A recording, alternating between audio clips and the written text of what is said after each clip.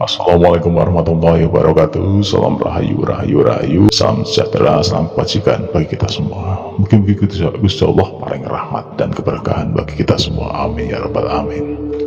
Nah, kali ini Mbah Mul ingin mengucang tentang benda bertuah yang berasal dari bagian tubuh atau mungkin peninggalan dari orang-orang alim atau mungkin orang-orang yang dekat dan terpilih oleh Gusti Allah. Nah, pas situ deh. Nah, seperti yang Mbah contohkan ini ya, ini adalah benda-benda yang salah satu sampel dari benda yang ditinggalkan atau mungkin pernah dipakai oleh Sinuwun ya, seorang raja Jawa yang pernah dipakai. Dan ada beberapa seperti garpu, sendok dan sebelumnya. Ini termasuk benda bertuah dan punya kodam dan punya ya sisilah punya tuah lah ya, punya khasiat. Kok benda seperti ini ya, ini barang baru loh Mbah, kok bisa ya? Nah, seperti apa? Nah, kita lihat dulu ya. Ini simpel dari sampel dari benda ini. Yang namanya seorang raja ataupun orang alim ataupun orang terpilih itu sudah memiliki kedekatan dan kekuatan yang diberikan Gusti Allah untuk memimpin suatu negara, memimpin umat, seperti hanya seorang kiai ataupun ulama besar ya. Nah, seorang itu ketika memiliki apapun yang dia pegang akan menjadi suatu hal yang sifatnya punya doyo. Nah, seperti itu. Nggak beda jauh dengan ini, benda-benda ini pada ini hanya dipakai oleh beberapa kerabat-kerabat dan Sinuwun sendiri. Nah, nggak perlu saya jelaskan ya.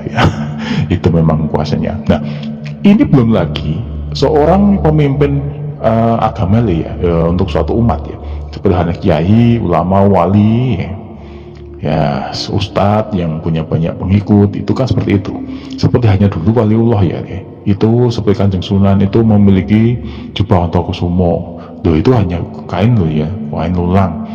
Kalau mendapatkan bagian kecil dari peritilane lah ibaratnya, itu sudah kekuatan luar biasa. Kok iso ya?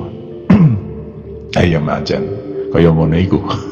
Memang Gusti Allah sudah mengijabakan. Nah, sebenarnya kalau Mbah dulu berasumsi bahwa namanya jimat itu adalah, adapun itu barang asli tetapi itu lewat campur tangan manusia. Ya, memang campur tangan manusia.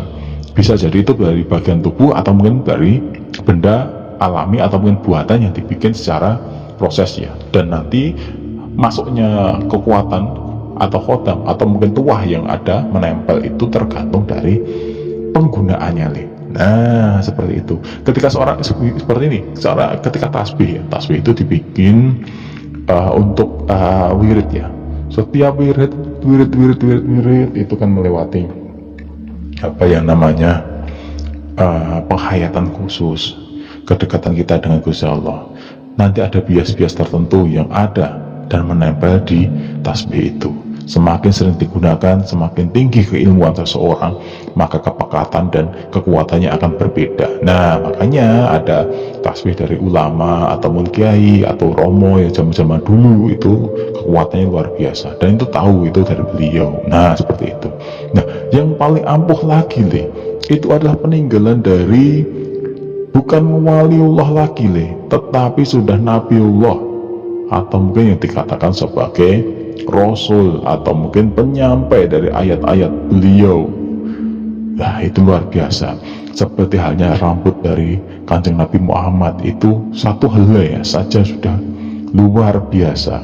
Dan kalau ada orang yang bisa mengecek dari nasab, dari keilmuannya, itu sudah pasti ketemu, tetapi tidak begitu nyampe ke nasabnya. Beliau pasti tidak bisa karena Nabi itu, Kanjeng Nabi Muhammad itu terlindungi dari apapun. Wajah, mimik dan perilaku beliau tidak bisa dikopi tidak bisa diwujudkan. Hanya orang-orang tertentu saja yang bisa melihat, tetapi itu pun dengan izinnya. Nah, seperti itu Nah, ada lagi itu baru bagian tubuh ya seperti halnya dulu terompah beliau itu ada, ya karena sering dipakai untuk ibadah, untuk apa, itu memiliki kekuatan luar biasa. Sekilas di sana biasa saja, tetapi beberapa orang itu juga seperti itu. Nah, ini yang sering ya, yang sering itu ada pencurian kain kiswah. Tahu kiswah ya? Kiswah itu adalah kain penutup dari Ka'bah. Itu diyakini beberapa orang terutama Indonesia ya. Indonesia itu ya itu kalau orang di sana itu biasa saja, tapi beberapa orang yang memiliki kemampuan tertentu, memiliki keyakinan tertentu, kiswah itu sendiri kan memiliki kekuatan yang luar biasa. Kenapa luar biasa? Karena dikelilingi oleh aura, dikelilingi oleh doa, permohonan yang luar biasa, ketulusan. Ribuan orang, jutaan, bahkan miliaran orang itu setiap hari tertuju ke Hajar Aswad. Bias-bias dari doa itu terpancar ke atas. Itu luar biasa. Bukan lagi khotam, bukan lagi apa, tapi itu sudah bias-bias doa. Dan kepekatannya luar biasa. Mendapatkan satu helai saja kain kiswah itu, wah itu kalau dipakai, kalau orang tahu, yes, ibaratnya ono sewu dukun Arab nyandat, mungkin orang bakal tembus kalau digunakan kan bener ya Lea. Seperti itu.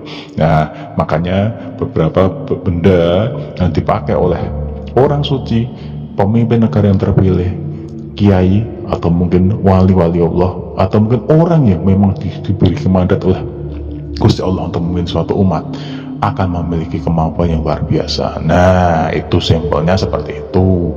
Dan ada lagi yang namanya, kemarin itu Mbah menemukan itu dari benda ini ya, itu sendok kuningan yang dipakai untuk siluman. Loh, sendok itu ono tuai. Baru gak percaya ketika sepakat dengan benda ini diambil, tetapi non saya ya, untuk sendoknya ini ada bersendok, terus sendok garpu sama ada lencana yang ada simbol keratonnya itu kembalikan ya. Nanti untuk apa boleh diambil, nanti ada konfirmasi lagi. Ya boleh harusnya, tetapi untuk simbol-simbol ini nggak bisa diambil. Nah, itu ketika sudah dipakai, ternyata ada kilatan aura sepuh ya. Jadi ada kekuatan lain yang bukan menempel, tetapi benda itu beresonansi dari dalamnya, ada kekuatan lain dan kilatan aura sepuh. Dan di sini adalah terah dari raja. Jadi aura keprabon gitu ya. Ini luar biasa. Dan ternyata setelah dirunut, ini ada sendok yang dulu dipakai oleh Sinuwun untuk dahar, dan memang ini luar biasa kilatannya. Nah, seperti itu dulu ya. Nah, untuk nanti bagaimana menemukannya atau gimana cara mengecek sampai ke ini benar gak dari beliau. Nah, itu nanti ada cara sendiri. Nah, kita akan bahas di video kita selanjutnya gitu ya. Wassalamualaikum warahmatullahi wabarakatuh.